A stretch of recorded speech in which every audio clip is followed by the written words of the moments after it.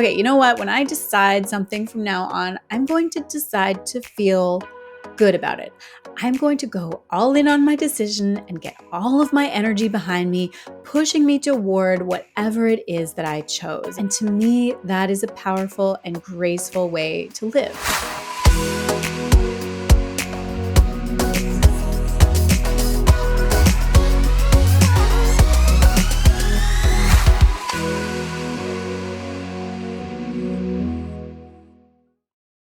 If you struggle with making decisions, or you experience decision fatigue, or you find yourself paralyzed over making decisions, then this episode is for you. Today, I'm going to be talking about how to make better decisions because this is a skill just like any other skill. And it's one that is so important for your life, your business, your peace of mind, so many things. So I really want to help you to strengthen your decision-making skills. And so that is what we're going to get into today.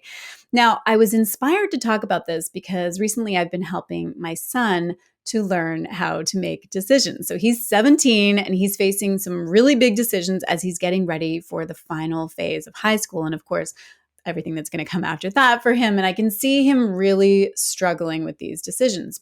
But I'm not just talking about big decisions in this episode. I'm also talking about just the little decisions too, because decision making it's something that we do every day. We decide what to eat or what to wear, where are we going on vacation, which emails am I going to respond to right now? Really, the list goes on and on. There are the big decisions, and then there are those micro day-to-day decisions. And some decisions we spend a lot of time making, and others we make so fast we don't even realize that it was a decision that we just made. Things like which leg to put into our pants first, or which line to stand in at the grocery store. Some of our decisions are habits and others aren't habits. They are like brand new things to us. But even though decision making is part of our everyday lives, I know how hard it can be. I think that the thing that makes decisions so difficult lies in the definition of the word, which means to cut. So by definition, when you're choosing one thing, you are cutting something else out. You are choosing against another thing. And for many of us, that is not at all easy. So in this episode, I've got 6 powerful tips for decision making for you. So are you ready? Let's do it. Tip number 1 is to take stock of your current decision-making tendencies and patterns. So you probably have a certain pattern of decision-making or like certain tendencies. Now, again, I don't want you creating stories like, I'm not great at making decisions. This is not an immovable quality or something that you are inherently born with. I think that decision making is a skill. It's not something that you either are good at or not good at. So for example, making decisions, this is something that I have trained myself to do quickly. I didn't used to be good at making decisions. I used to get all caught up in needing to make just the right decision, but I let go of that around the same time that I let go of my perfectionistic qualities. I think actually for many people, difficulty with making decisions is related to perfectionism and having that belief that there is only one right way or one right answer. But I'm pretty fast with my decisions now. When I go shopping, for example, I can be in and out of a store in no time flat. I know what I'm looking for. I can go in, find it or don't, buy it quickly and get out. In contrast, my husband really struggles with decisions. I actually think he's getting a bit better, but he does spend a lot of time researching, comparing, contrasting, gathering all kinds of information, and really just searching for exactly the right thing. And even then, even after he makes the decision, he agonizes and spends all kinds of time second guessing himself, right? He keeps on researching. If he made a purchase, he keeps actually looking for the thing to see if he can find a better deal, even if he's already purchased the thing. It's kind of like this self-torture.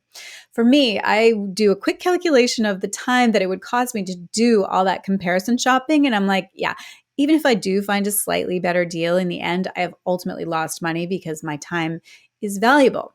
Now, my oldest son, who is now 17, as I said, he does have a hard time with decisions, as I mentioned. He agonizes, although he doesn't quite go into the research mode the way that my husband does. He kind of freezes. So whereas my husband goes into action mode and he tries to research his way into the right decision, my son gets paralyzed and kind of like twists in agony, trying to think his way to the right decision. He goes on long walks and he's thinking and trying to figure out what to do. Anyway, the point is these are patterns. So the first thing I want you to do is to become aware of your own pattern. Now, from there, I want you to detach from your decisions. So what do I mean by that? And this is tip number 2, is to detach from your decisions. So I want you to consider, what are you making this decision mean? Now, people often make their decisions mean a lot. They make them really heavy and big, and it creates a lot of pressure and intensity. And you really feel this need to make the right decision. You want to make it so that you're not making any mistakes and you want to make a good choice. But when you think about it, this is a form of perfectionism, as I said. And if you've listened to some of my other episodes, you may know my feelings on perfectionism. It's only going to hold you back. Perfectionism will never support you in achieving your goals. But when you get really good at decision making and you start to see it as a skill that you can actually practice, you'll get rid of a lot of the heavy meaning that you are attaching to your decisions. And that will begin to apply not just to small decisions, but big decisions too. You can, lighten up and just detach from things a bit. And that's because you know that no matter what, you're going to have your own back. Either way, it's going to work out. Even if you need to change things or decide over again or pivot or backtrack or whatever, all of those things are possible and everything can be figured out. And you're not going to abandon yourself just because maybe you didn't make a great decision that particular time. You're going to be staying with yourself to figure out what to do next. It's okay. So, for example, at the beginning of the school year this year, my youngest son is now in middle school and he really loves music. So he was joining band. He started playing the violin last year in elementary school, and he's definitely going to keep doing that because he loves that. So he'll be in the junior strings ensemble, but he also wanted to join the band, which meant that he needed to choose a second instrument to learn.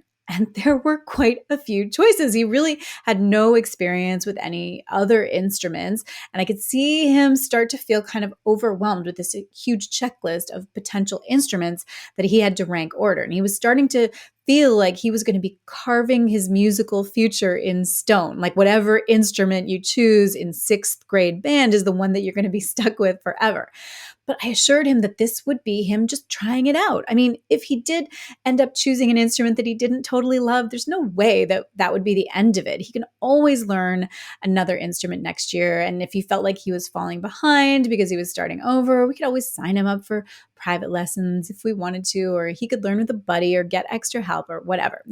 There would be options. And knowing that it wasn't going to be condemning him to a lifetime commitment really helped him relax and just enjoy that process of choosing. So we watched a short video that introduced us to each of the instruments, just to kind of give him a taste of each one. And he ended up going with the trombone. Now, that's mostly because that is one of John Williams' primary instruments that he learned to play early in his career. And my son absolutely idolizes John Williams and wants to follow in his footsteps and compose movie scores like Star Wars and Indiana Jones and all of that. Anyway, that's what I'm talking about. If you make all your decisions so heavy and life or death, then it just totally blocks you from being able to make a decision at all. Okay, the next tip that I want to give you is this.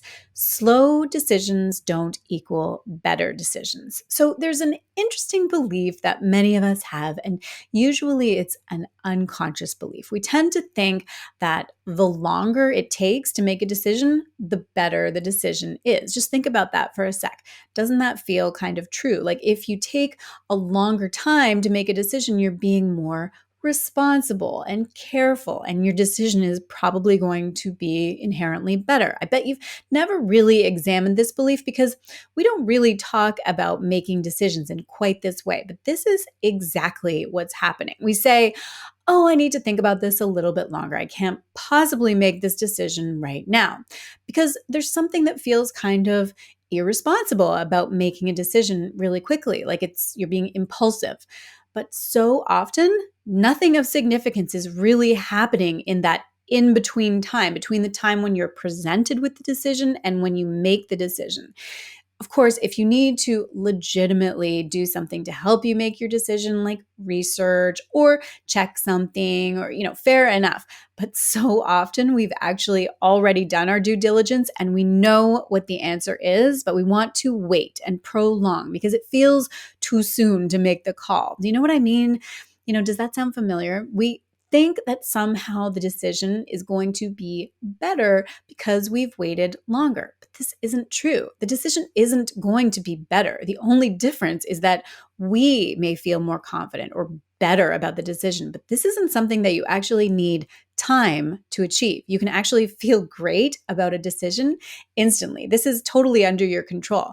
When you feel the urge to wait, I want you to think about, isn't it true that you're just doubting yourself? You're doubting your ability to make a decision. And if a little more time passes, then maybe you'll feel more comfortable with the idea. But what I'm saying is that is a totally different issue. Your confidence and lack of self doubt is the issue at hand, not whether this is the right decision or whether you've spent enough time sitting with your decision or whatever. So I want to encourage you to try making quicker decisions.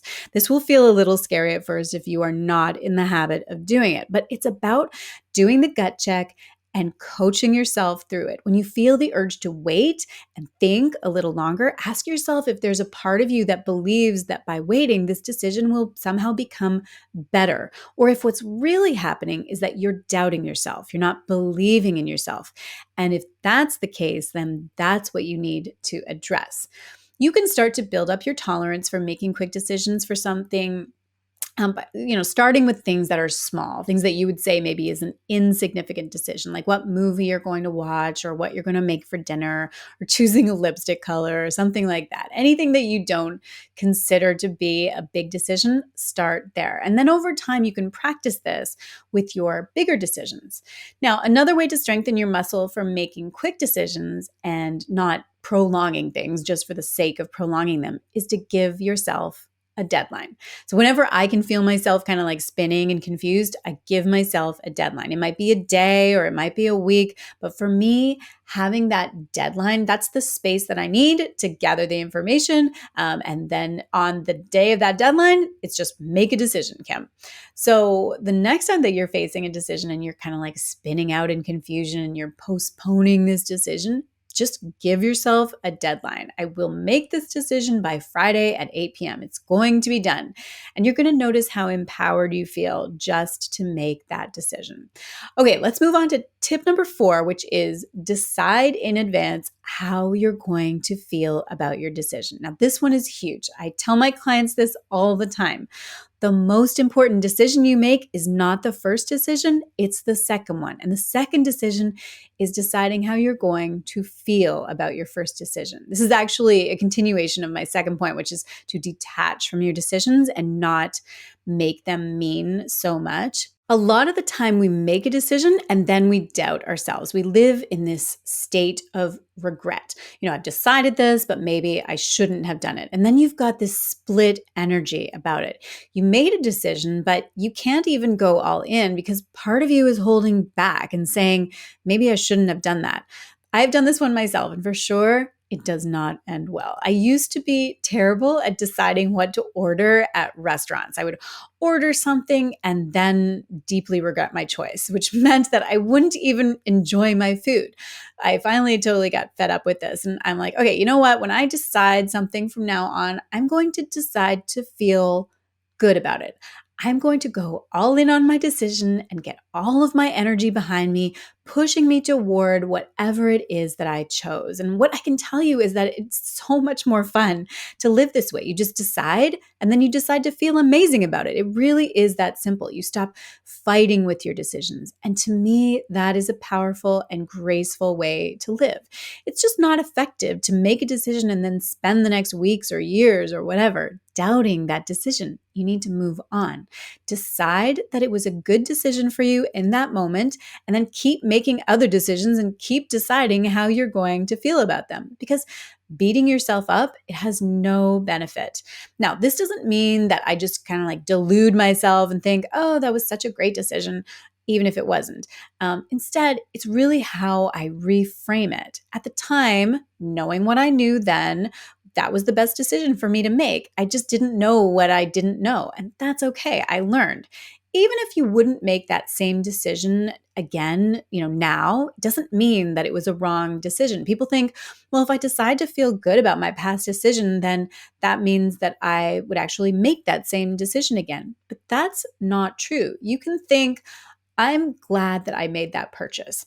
Would I make it again? No. And you can have those two thoughts simultaneously. You can know that at the time you made the best decision for you. You have your own back, which is what I was mentioning earlier. It's like my decision to go to medical school. Now, if I got into hot tub time machine and went back to when I was 21 and receiving my letters of admission and deciding whether to say yes and go to medical school, would I do it the same way? Would I make the same decision and go to med school? I actually don't think so. Knowing what I know now, I wouldn't go to medical school. I think I probably would have followed a different path. But am I glad and grateful that my 21-year-old self said yes, sent back her acceptance, packed her bags all bright and hopeful and idealistic on her path to becoming a doctor? Yes, I'm glad that she decided that, knowing that that was the best decision for her at the time. Do I regret that? No. Would I do it again? No. I hope that that makes sense. Even if something turns out to be completely different than you thought, you can say that you learned a lesson. You learned a lot of things. Notice how you treat yourself after making decisions. Do you treat yourself with love and compassion? Or do you tear yourself down? It's really damaging to your confidence when you look back on your decisions and you don't have your own back. And if you have your back no matter what, then decisions, they're just not such a big deal. It's when you start worrying about things ahead of time and you know that you're going to be super critical of yourself and tear yourself down after, that's when your decisions become really heavy. Okay, next up is tip number 5, which is make decisions from abundance. I know that I have talked about abundance mindset many times before, and it definitely comes into play with making decisions. So I want you to pay attention to how you feel when you make a decision, because that will tell you whether you're making this decision from abundance or from scarcity. And if you're feeling really contracted and pressured and suffocating, you're probably making your decision out of scarcity and fear. It's always fear, actually, that creates that feeling of scarcity, whether, when we're afraid of there not being enough or running out or something irreversibly bad happening or anything along those lines, it's scarcity and fear. For example, let's say that you're trying to decide about joining a training program, something that will give you some new skills, or a certification, and you're thinking it's expensive and I can't afford that, or I'm not sure it's going to work. And so you're thinking about all the ways that this could go wrong and how you could lose your money if you end up failing. This is fear and scarcity running the show. As I mentioned in previous tips, it's really important to get perspective and not make this mean so much and make this an impossibly pressured situation where it's do or die. And if you make the wrong decision and you waste all this money, then you'll never be able to learn from that situation. And you're going to hate yourself for making such a stupid mistake, and you'll never be able to replace that money that was flushed down the drain. Can you hear the tone of those thoughts? And if that's the self-talk that's in your own head, no wonder you're feeling paralyzed about making a decision. And I know that so many of you have these kinds of thoughts because you've told me. These are the kinds of things that I hear from the women who are considering joining one of my programs.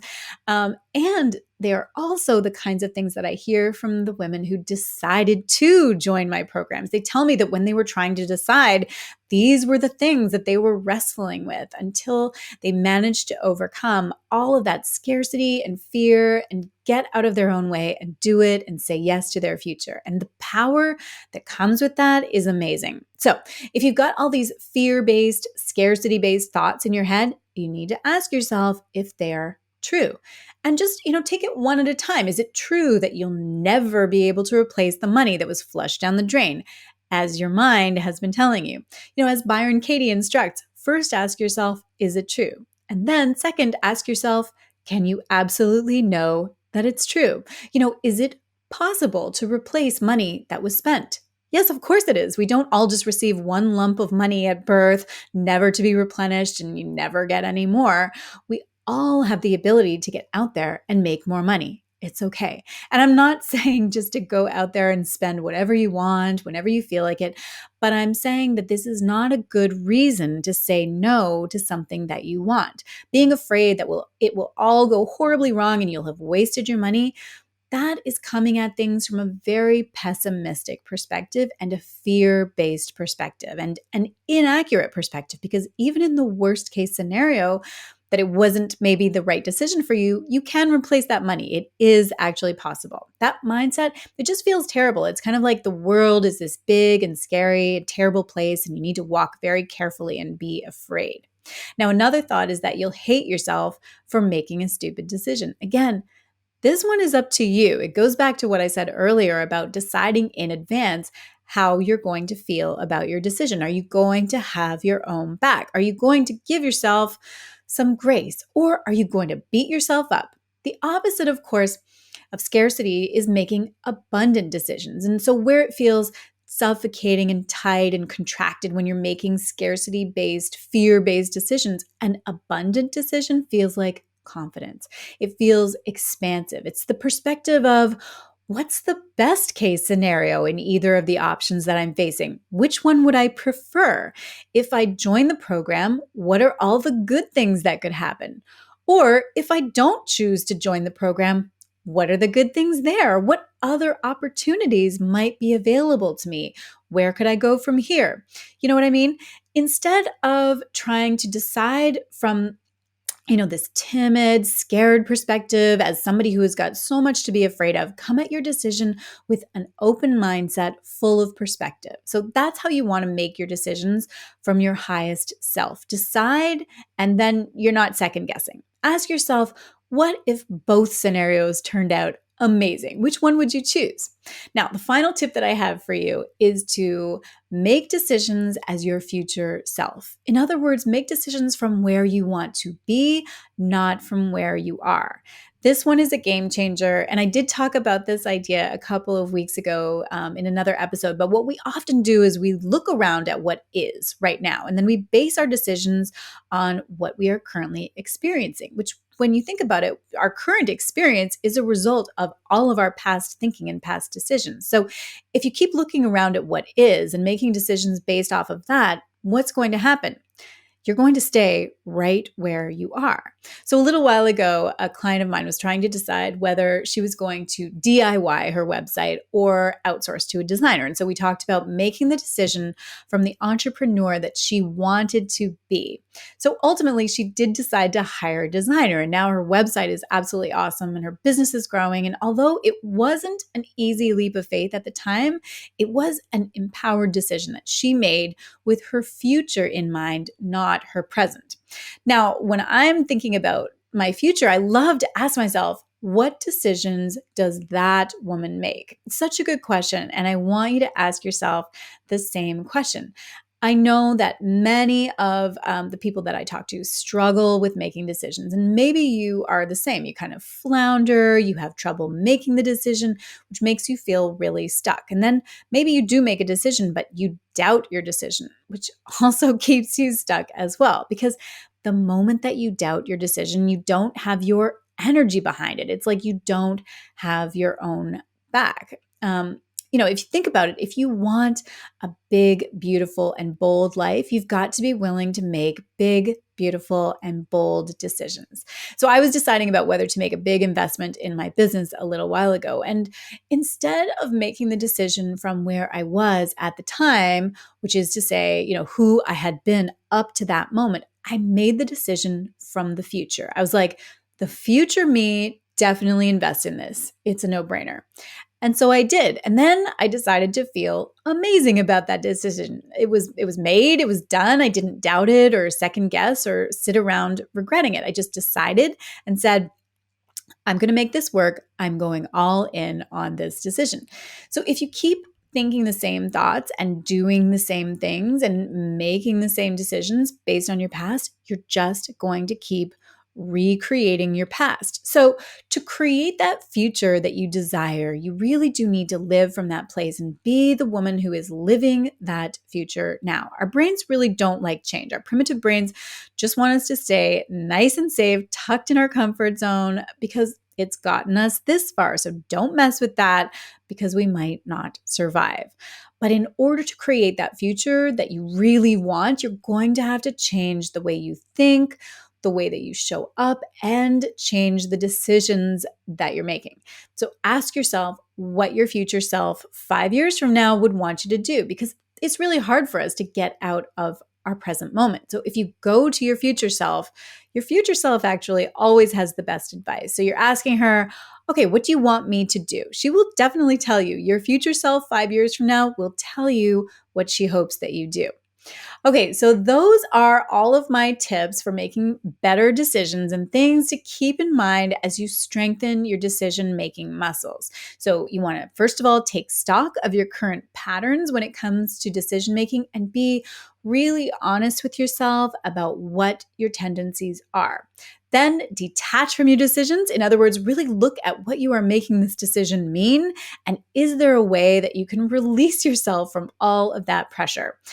Realize next that slow decisions aren't inherently better decisions, and try to train yourself to make quick, efficient decisions that keep you moving forward and keep you out of that state of spinning endlessly in indecision, and even consider setting a deadline for your decisions. Then decide in advance how you're going to feel about your decision. Don't look back with regret and self-loathing and beating yourself up about it. Have your own back and keep moving forward, knowing that you are making the best decision that you can with the information that you have at a particular moment. Next, make decisions from a place of abundance, not from scarcity and fear. Avoid approaching your decisions only considering the worst case scenario and giving in to your primitive brain that just simply never wants you to do anything new because it's not safe. And finally, make decisions as your future self. Think of what your future self would tell you to do right now if she could speak to you. This will keep you out of repeating all those old patterns and habits and give you the power to step into your future self and actually achieve your big dreams and desires. So when you practice all of this and you work on improving your decision-making skills, you are going to free yourself from so many things: decision fatigue, worry, and that negative self-judgment that happens when you make yourself wrong for making a particular decision. It's also going to stop you from circling the drain of indecision and endlessly ruminating on your choices. All that hemming and hawing and doubting yourself, that's going to be a thing of the past, and you will have so much more confidence and a sense of empowerment and being in charge of your future and making it happen. Honestly, this work will change your life. Okay, so as always, I really hope that you enjoyed this episode, and I would love to know which of these 6 tips resonated the most with you. Which one really gave you that aha moment, and which one is going to be the first one that you will start working on? Let me know in the comments if you are watching this on YouTube, or go ahead and find me on Instagram and let me know. Now, if you loved this episode and you want to get more of this kind of thing, then I invite you to sign up for the waitlist of my new membership club that is coming soon. The link is in the show notes or the description box below. And the whole purpose of this membership that I'm building is to help you build and grow your wellness business and strengthen your success mindset, plus give you all of the support and the know-how that you're going to need along this journey. There is nothing like having a really amazing, uplifting community to turn to on this entrepreneurial ride, because we all need that support. And of course, at the same time, there's just a lot of stuff that you need to learn to help you shortcut your path to success. So go ahead and add your name to the wait list so that you will be the first to know when all the details become available and I begin launching and opening the doors to enrollment. Okay, that is a wrap for today. As always, I hope that you enjoyed today's episode. Have an amazing week, and I will see you again very soon.